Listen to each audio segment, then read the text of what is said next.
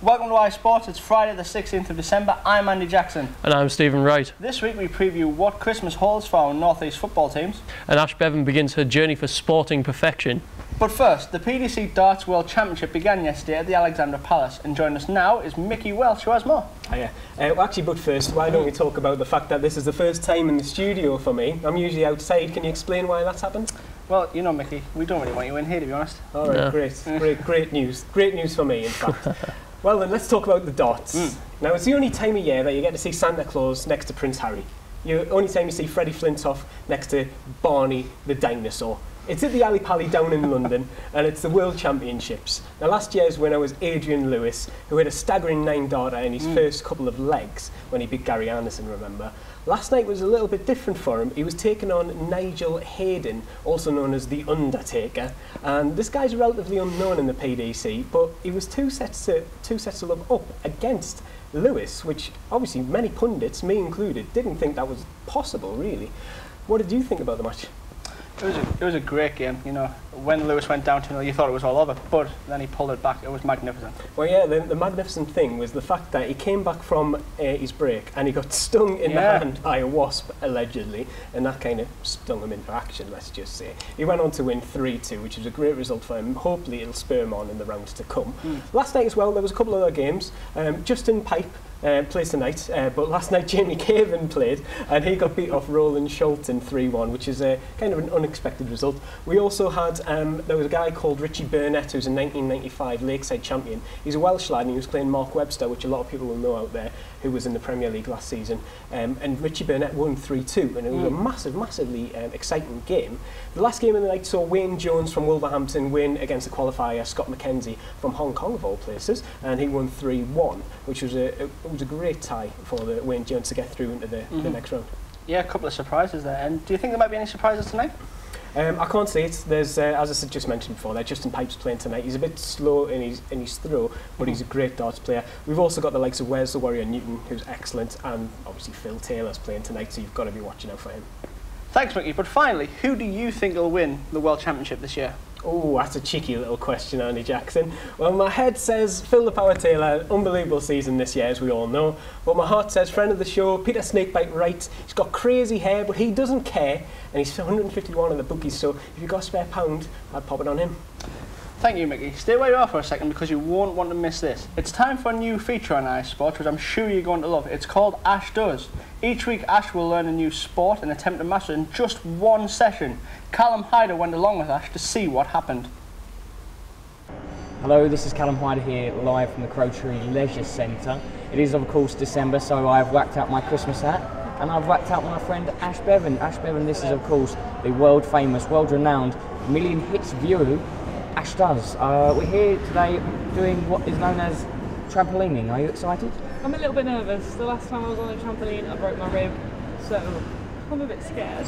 Do you think you're going to have to fight your fears? Do you think you're going to be trying to see that trampoline? Are you scared of this trampoline right now? Is it saying, you know what, we don't want you here? I'm scared, but I'm going to man up. I'm 21. I should be able to jump on the trampoline. Right, well, Linda, the coach, and Faye, the captain, have been teaching her a few moves. So why not let's see how she gets on.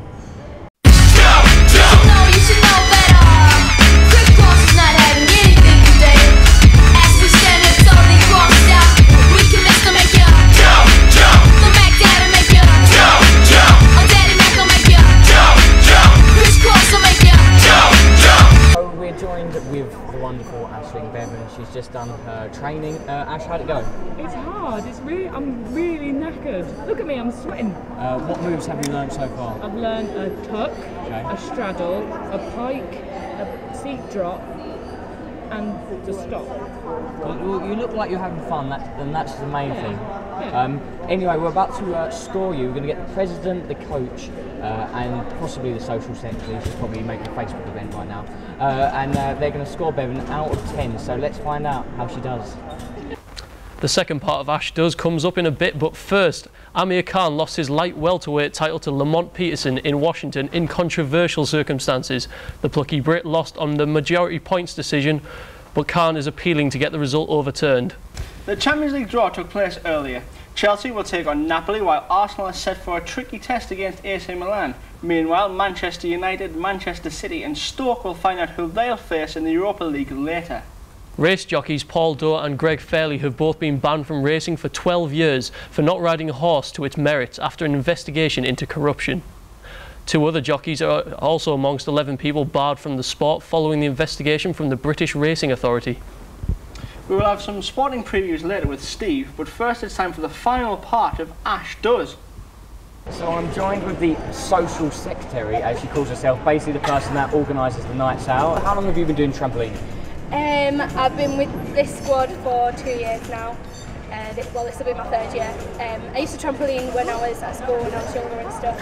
And then I've moved up to here alongside John University and started progressing through the levels. Everyone thinks it's really easy and that it's not classed as a credible sport, but it's actually a lot harder than you think when you come and you have a go and you realise it's not just bouncing up and down, there's a lot more technique to it, and you realise that there can be a lot of injuries, there's a lot of health and safety to consider. It is quite a dangerous sport if it's not done properly. Think of your new signing. She's getting there, she's growing in confidence from when she first got on. Her technique's still a little bit loose, but not rubbish, I wouldn't say rubbish. No, not rubbish. She's doing better than some new starters would have done. So thank you very much, Faye. We're going to score her in a minute, but good luck with the rest of the season. High five, enjoy Wednesday. So Ash has just done her routine. We thought we'd get the experts' opinions. Rachel is the president of the trampolining club, and Linda is, well, she cracks the whip. She's been very strict today. How did you feel Ash done? I thought she'd done really well, obviously for her being a new trampoliner. Thought she did reasonably well. Obviously, if it was a full 10 moves, I would normally mark it at a 6.8 out, so 6.8 out of 10. With only doing 8, I would knock 2 marks off and give it a 4.8. You take that, yeah. Well done, Ash. Thanks, I tried. Trampoline future star.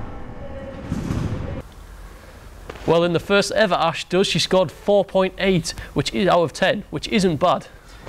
It's not great though, is it, Steve? Anyway, that's the final Ash Does before Christmas, but she will be back in the new year. Moving on, it's time for your North East football team previews. Sunderland going to the Christmas period on a high after beating Blackburn last weekend. However, they face a difficult game against Tottenham this week. They also face QPR, Everton, Manchester City and Wigan leading up to the January transfer window. So Steve, how many points do you think Sunderland will get over the Christmas period? Well, realistically, I think they've got to be thinking 6 to 9 points. I think they should be beating the Wigan and the Everton at home games, maybe picking up a couple of draws. Martin O'Neill's in now. I think he might be able to change them and get them. I mean, the result against Blackburn was outstanding, scoring twice in the last 10 minutes to win the game. Perhaps they'll go into this spell with a renewed sense of confidence. Indeed they will. Now Newcastle face Swansea on the back of a terrible defeat at Norwich. However, Newcastle's injury crisis could ease slightly as Cech Tiote and Fabrizio Colaccini could return. It's a mixed set of games over Christmas for the Magpies as they face West Brom and Bolton, but also Liverpool and the champions Manchester United. Will we see more from Newcastle over Christmas? Well, for me, I think it depends on exactly how they bounce back from the defeat to Norwich, which was it was pretty much atrocious defending. But hopefully, if they manage to make some recruitments leading into January, the return of Tiote and Colaccini will definitely give them a boost. Maybe even Williamson coming back, which would be good for them. I'd expect them maybe to take 10 points from 5 games. It's a very, very ambitious shout, but I think they could do it. It could be a Merry Christmas for Newcastle. And it could also be a Merry Christmas for Middlesbrough as they will go above Cardiff into 3rd place if they beat them this weekend. Tony Mowbray's side will want to pile the pressure on the leaders over Christmas as they face winnable games at home to Hull and Peterborough, but face a challenging game away to Blackpool. It's going to be easy for Middlesbrough this Christmas, isn't it? Easy? Well, I wouldn't go as far as say that. I think Hull are in very good form. Peterborough are scoring a lot of goals. It's always tough to go away, especially to see players to teams like Blackpool. Hopefully we can take at least 6 points and maintain our promotion push, hopefully.